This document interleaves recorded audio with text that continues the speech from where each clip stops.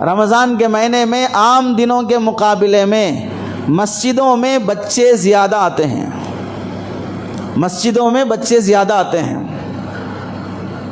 عام دنوں میں اتنے بچے مسجد میں دکھائی نہیں دیتے، لیکن رمضان کے مہینے میں آتے ہیں۔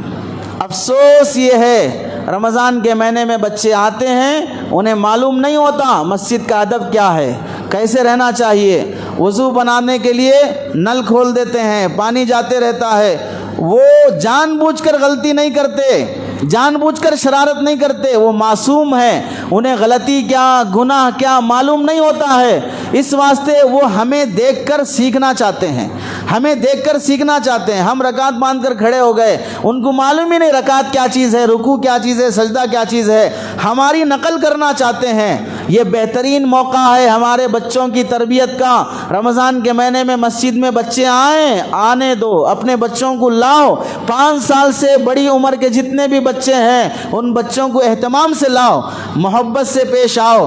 کوئی نمازی کسی بچے کے ساتھ بدتمیزی نہ کرے۔ نل کھول دیا، ڈانٹ رہے، اے نل بند کرو، تم پیچھے جاؤ، یہاں کھڑے ہو گئے، گریبان پکڑ کے کھینچ رہے۔ ایک آڈیو کسی بندے نے ڈالا، بچہ صف میں نماز میں سجدے میں ہے اور ایک بیل قسم کا انسان آ کر لات مار کر بچے کو ہٹا رہا ہے، پیر مار کر بچے کو سجدے کی حالت میں ہٹا کر خود نماز میں کھڑے ہو رہا ہے۔ میں نے وہ ویڈیو دیکھا تو من کرا اگر وہ بندہ مل جائے تو 4-5 جوتے اسے سڑک پر مارنا چاہیے۔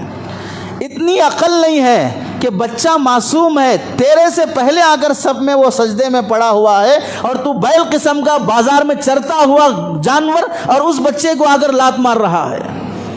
ارے یہ بچے کل کے بڑے ہیں، کل کے جوان ہیں، ہمارے مرنے کے بعد یہی نمازی بننے والے ہیں۔ اگر ان بچوں کے ساتھ ایسا سلوک ہوا کہ مسجدوں سے نفرت پیدا ہو گئی، نمازیوں سے نفرت پیدا ہو گئی، یہ مسجدوں کو آنا چھوڑ کر کٹوں پہ بیٹھنا شروع کرے، چبوتروں پہ بیٹھنا شروع کرے اور یہ تھیٹروں پہ فلم ہالوں میں جا کے بیٹھنا شروع کریں، شراب کے اڈوں پہ بیٹھنا شروع کریں، تو کس کا باپ جا کے لائے گا ان بچوں کو وہاں پر؟ مائیں تڑپتی رہ جاتی ہیں کہ بچہ آوارہ ہو گیا، اسے کون سدھارے گا؟ ایک ماحول اور موسم ہے بچوں کے سدھرنے کا۔ بچہ کتنی بھی بڑی غلطی کر دے رمضان کے مہینے میں مسجد میں آ کر ہرگز اس کی توہین تذلیل نہیں کرنا، پیار سے سمجھاؤ۔ ماؤں کو بولو مسجد بھیجنے سے پہلے آداب سکھا کے بھیجو، خود ایسے ادب سے رہو مسجد میں کہ بچہ ہمیں دیکھ کر ادب سیکھ لے۔ ہم 40 سال 30 سال 50 سال کے ہو کے جانوروں کی طرح مسجدوں میں لڑ رہے ہیں، تو بچہ نہیں لڑے گا مسجد میں؟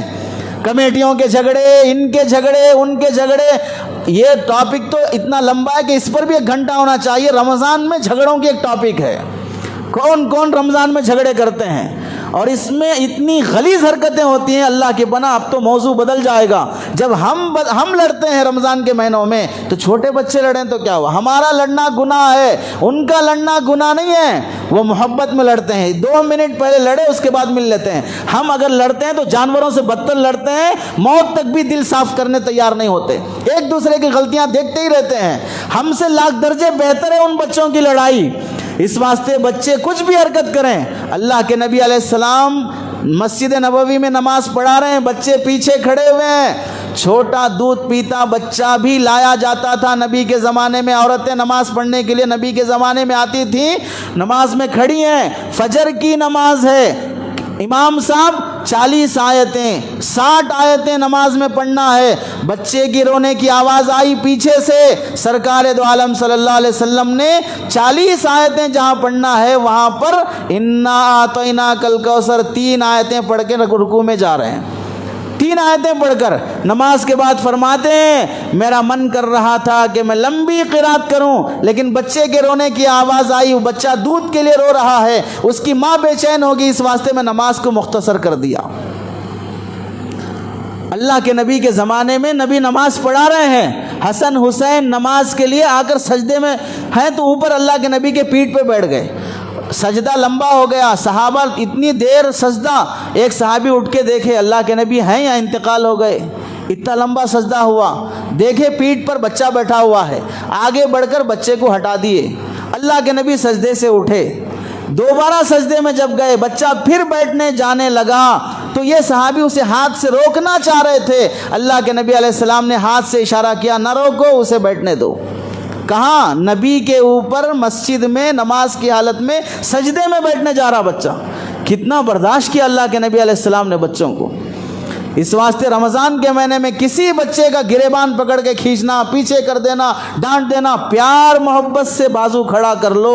ہمارے عمل سے مسجدوں سے محبت پیدا کرو. کل ہم اتنی خدمت نہیں کرتے جتنا یہ بچے کرتے ہیں. افطار کے لیے دیکھ لو، مسجدوں میں افطار کا انتظام ہوتا ہے، پاکی صفائی کرنا ہے. مؤذن کا ساتھ دینے والے بڑے لوگ ہوتے ہیں یا چھوٹے بچے ہوتے ہیں؟ پاکی صفائی میں ساتھ دینے والے بڑے لوگ ہوتے ہیں یا چھوٹے بچے ہوتے ہیں؟ ہونا تو یہ چاہیے کمیٹیوں کی طرف سے، ذمہ داروں کی طرف سے، آنے والے بچے جو پابندی سے آتے ہیں ان کو نوٹ کیا جائے، نوٹس کیا جائے کون سا بچہ پورے رمضان پابندی سے فجر میں آیا، مغرب میں آیا، تراویح میں آیا اور صفائی میں حصہ لیا. شب قدر کے موقع پر، تاقراتوں کے موقع پر ایسے بچوں کو آگے بلا کر ان کی شال پوشی ہو، ان کی گل پوشی ہو، ان کو ہدیہ دیا جائے کہ یہ بچہ پورا رمضان مسجد کی خدمت کیا ہے، یہ بچہ پورا رمضان مسجد کی صفائی کیا ہے.